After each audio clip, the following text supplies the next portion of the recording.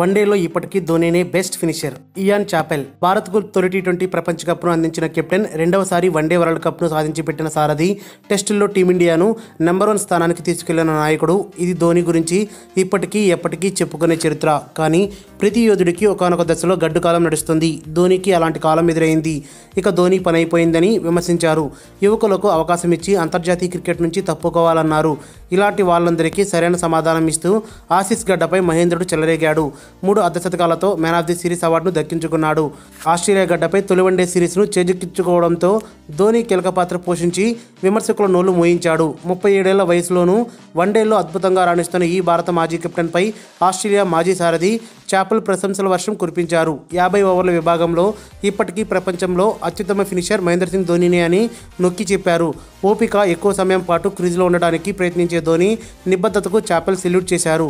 ఈ మేరకు క్రికిన్ఫోకు రాసిన వ్యాసంలో చాపెల్ పేర్కొన్నారు.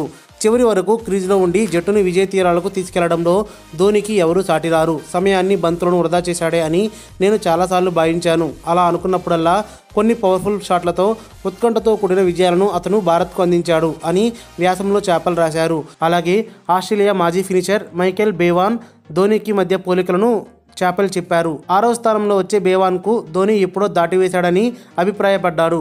బేవాన్ 4లతో మ్యాచ్లను ముగించేవాడు, కానీ ధోనీ 6లతో ముగిస్తాడు. వికెట్ల మధ్య పరిగెత్తడంలో బేవాన్ ప్రతిభ తెలిసిందే. అయితే ఇందులోనూ ధోనీదే పైచేయి.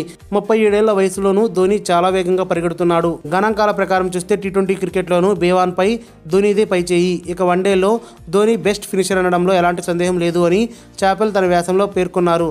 మొదట్లో నెమ్మదిగా ఇన్నింగ్స్ను ప్రారంభించినప్పటికీ ఆఖరిలో భారీ సిక్సర్లతో విరుచుకుపడి విజయాన్ని ధోనీ తన వైపు తిప్పేసుకుంటాడని చాపెల్ కొనియాడారు. అడిలైడ్ వన్డేలో ఇదే జరిగిందని గుర్తు చేశారు. మరిన్ని అప్డేట్స్ కోసం మన ఛానల్ని సబ్స్క్రైబ్ చేయండి.